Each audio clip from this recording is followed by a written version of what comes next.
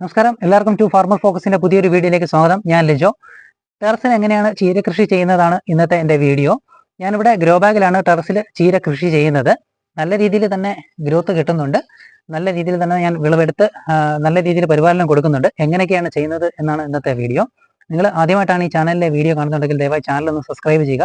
അതേപോലെ തന്നെ സ്കിപ്പ് ചെയ്യാതെ വീഡിയോ ഫുൾ ആയിട്ട് കാണുക. ഗ്രോ ബാഗിൽ നമ്മൾ ചീര നട്ടതുകൊണ്ട് നമ്മൾ ഒഴിക്കുന്ന ജലാംശവും അതേപോലെ തന്നെ വളങ്ങളും ചെടിക്ക് നേരിട്ട് ലഭിക്കുന്നതാണ്. അപ്പം നമ്മൾ മണ്ണിലാണ് നടുന്നതെന്നുണ്ടെങ്കിൽ നമ്മൾ ഒഴിക്കുന്ന വെള്ളമൊക്കെ ഫുള്ളായിട്ട് ചെടിക്ക് കിട്ടണമെന്നില്ല. ഗ്രോ ബാഗിലായതുകൊണ്ട് നല്ല രീതിയിൽ തന്നെ ചെടിക്ക് വെള്ളവും അതേപോലെ തന്നെ നമ്മൾ ഇതിനകത്ത് ചേർത്തേക്കുന്ന അതായത് പൊട്ടി മിക്സറിൽ ചേർത്തേക്കുന്ന വളമൊക്കെ ചെടിക്ക് നേരിട്ട് ലഭിക്കുകയും ചെടിക്ക് നല്ല രീതിയിൽ വളരാനായിട്ട് സാധിക്കുകയും ചെയ്യും. ചീര നടുന്നതിന് വേണ്ടിയിട്ട് ആദ്യമേ ഗ്രോ ബാഗിൽ പോട്ടി മിക്സർ തയ്യാറാക്കും. മണ്ണ്, ചാണകപ്പൊടി, ചകിരിച്ചോറ്, അല്പം മണ്ണിര കമ്പോസ്റ്റ് ഇവ ചേർത്താണ് ഗ്രോ ബാഗിൽ പോട്ടി മിക്സർ നിറയ്ക്കുന്നത്. ചീര രണ്ട് രീതിയിൽ ഗ്രോ ബാഗിൽ നടാം. നമുക്ക് ഡയറക്റ്റ് വിത്ത് പാകി നടാം. അതേപോലെ തന്നെ തൈ മുളപ്പിച്ച് ഗ്രോ ബാഗുകളിലേക്ക് ആക്കാം. ഞാൻ ചെയ്യുന്നത് തൈ മുളപ്പിച്ച് ഒരു ചട്ടിയിൽ ചീര വിത്ത് പാകി 5 ദിവസം ആകുമ്പോഴത്തേക്ക് ചീര മുളച്ചു വരും.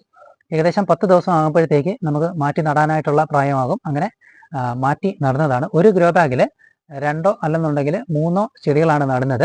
അതിൽ കൂടുതൽ നട്ട് കഴിഞ്ഞാൽ അത് തിങ്ങി വളരുകയും നമ്മൾ പ്രതീക്ഷിക്കുന്ന ഒരു ഗ്രോത്ത് ചെടികൾക്ക് ഉണ്ടാകത്തില്ല.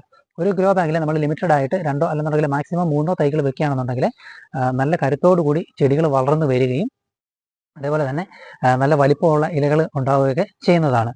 അതേപോലെ തന്നെ ചീര നട്ട് കഴിഞ്ഞ് ഏകദേശം ഒരു 10 ദിവസം കഴിയുമ്പോഴത്തേക്ക് ആദ്യത്തെ വളപ്രയോഗം ചെയ്യുന്നത് ചാണകം പുളിപ്പിച്ച് ഒഴുകിയാണ് ചെയ്യുന്നത്. ജൈവവളം തന്നെ ഉപയോഗിക്കുന്നത്.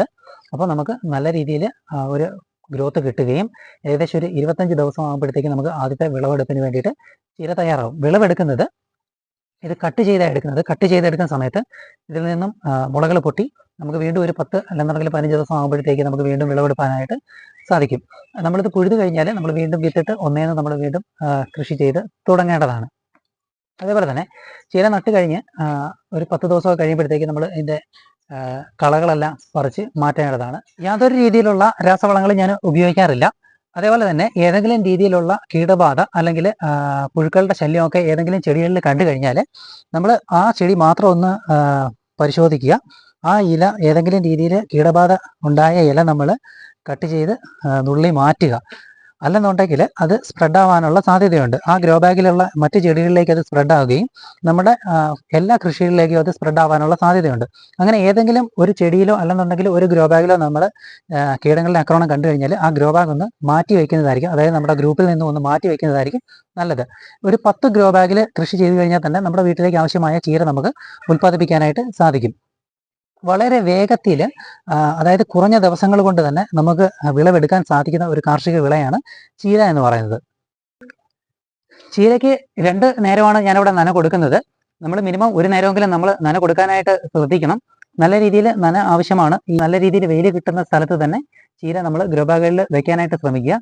നല്ല രീതിയിൽ വെയിൽ കിട്ടുകയും നല്ല രീതിയിൽ ജലാംശം ഉണ്ടെന്നുണ്ടെങ്കിൽ ചീര വളരെ പെട്ടെന്ന് വളരുകയും നമുക്ക് വിളവെടുക്കാനും പറ്റുന്നതാണ്.